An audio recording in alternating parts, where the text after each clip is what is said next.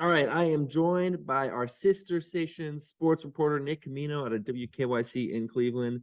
Nick, thank you so much for taking the time to talk with me about the Cleveland Browns.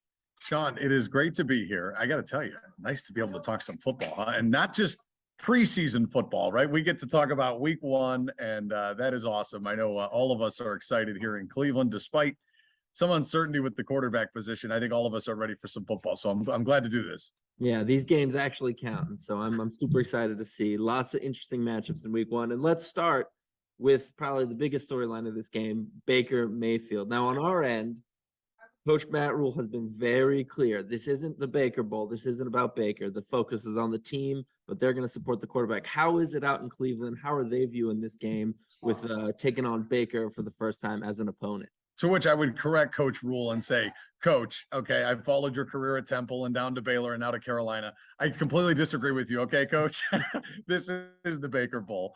That's what everybody's talking about. It's almost like the NFL had a sense that Carolina was where Baker was going to end up because, I mean, this is it. This is the week one storyline everyone's talking about. I'm surprised it hasn't even been flexed already. It's just still going to stay at 1 o'clock. But yeah, I mean, listen, and you know this, Sean, coaches are going to say things to try and keep their teams focused. The Browns are going through the same thing. Yesterday, players were asked about Baker. Kevin Stefanski was asked about Baker. Everybody's talking about Baker Mayfield. So, of course, that is the huge storyline of this game. It's so unique. I mean, it's the first game.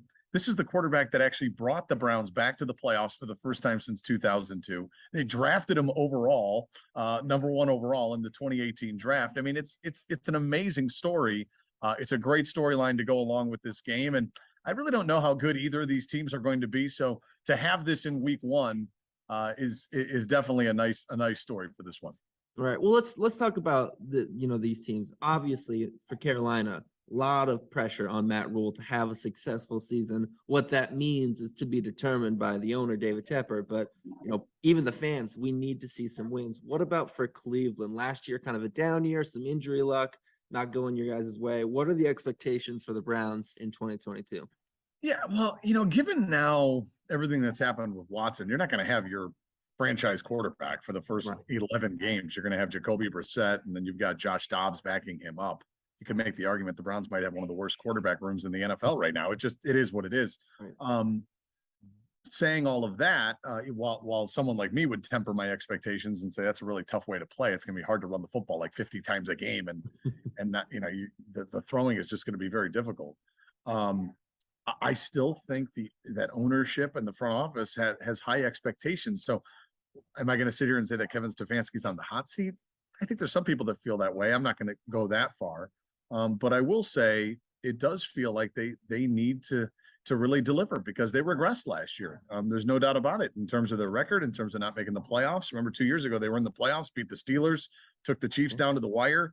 And last year that was not the case. So I think they're coming off a disappointing year. I think the pressure is high for them to put some wins in the win column, but it's very tough. It's a fine line that you have to balance because it's, okay, yes, I agree that expectations should be high and they should be winning more games, but you just lost Watson for the first 11 games. Look who you're starting at quarterback. So probably pressure on both of these head coaches, though. Now that you mentioned Rule and we have Stefanski here, I think both these guys are feeling a little bit of heat that they need to, deliver some wins. Right. Let's talk about on the field matchups. Now, for us here in Carolina, we're excited to see how our rookie left tackle, Ike Ekwonu, holds up against Myles Garrett, one of the premier defensive ends in this league. He's got size, strength, speed. He's going to throw everything at the rookie offensive tackle. What about you? Is there a matchup or a unit, either player versus player or unit versus unit, that you're excited to see in this game? I mean, obviously, the Browns defense versus Baker Mayfield comes to mind. But yeah, I mean, I think, how will the Browns linebackers, how are they going to be able to basically try and figure out how to face Christian McCaffrey? That was the one thing I didn't like about facing Carolina week one, is that we're guaranteed to see Christian McCaffrey. He can't stay healthy, but the one game he'll be out there for is week one. So it'll be interesting to see how the linebackers adjust to trying to cover him out of the backfield. As well as anybody, Sean, they hit him out on little out routes. He goes out and catches passes. They'll do toss sweeps and all that stuff to try to get him involved in their game plan. So yeah, I think that Browns defense up against McCaffrey and Baker, obviously that's kind of what we're all looking forward to. I really don't care about a matchup that includes Jacoby Brissett. It's just not that interesting. I think that they're gonna, the Browns are really just gonna try to run the football and avoid 3rd and long if they can.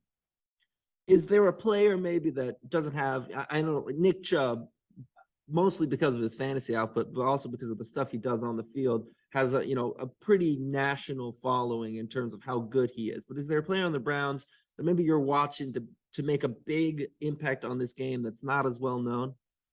I think both of their tight ends are really gonna, could really help Brissett, and so those guys could really help themselves from a team standpoint. And you mentioned fantasy football standpoint, and the 2 guys I'm talking about would be David Njoku and Harrison Bryant. I think when you have a quarterback like Brissett, if you can simplify the game plan and try to give him some easy passes and some easy targets, sometimes those tight ends can come into mind. So, it's not a Nick Chubb, it's not a Deshaun Watson, it's not like these names that we hear with the Browns, Amari Cooper, but I do think guys that maybe haven't gotten as many headlines would be a David Njoku, who did sign a very big deal with the Browns, and Harrison Bryant, their other tight end, who played college ball at FAU. Right. All right, so let's get to where the win-in matters. The Cleveland Brown wins if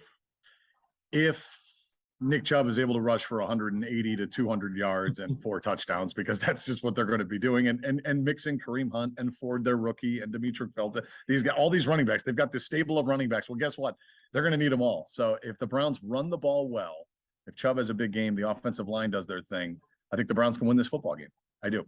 And on the flip side, how could they lose this game? Conversely, if they continue to find themselves in 3rd and 12, 3rd and 9, penalties, which were a problem last year, if they're playing undisciplined football, I think if that Panthers defense can get them into 3rd and long, because I think the Panthers are going to load up the box, not to get 2 X's and O's on people, but they're going to load up that box and they're going to try to force Brissett to beat them, which I think is the right game plan. So I think the Browns are going to want to control clock, control tempo. I think Baker Mayfield, Matt Rule, and that offense are going to want to kind of speed up the game and try to turn it into a track meet that the Browns simply can't keep up with. So I think you're going to see contrasting styles. I think it'll be a long day for Cleveland if they find themselves in 3rd and long a lot. Mm-hmm.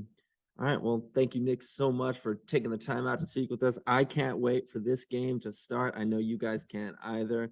And good luck to the Browns for the rest of the season. Sean, it's one of the most unique openers I can remember. Really, I mean, we never see you guys. I mean, it's not a divisional game. I mean, to be honest, here in Cleveland, we don't really care about the Carolina Panthers. Now we are all in on the Carolina Panthers. This is going to be a fun matchup, and Browns have had trouble. Little stat for you: 120-1 in season openers since they came back in 1999. 120-1.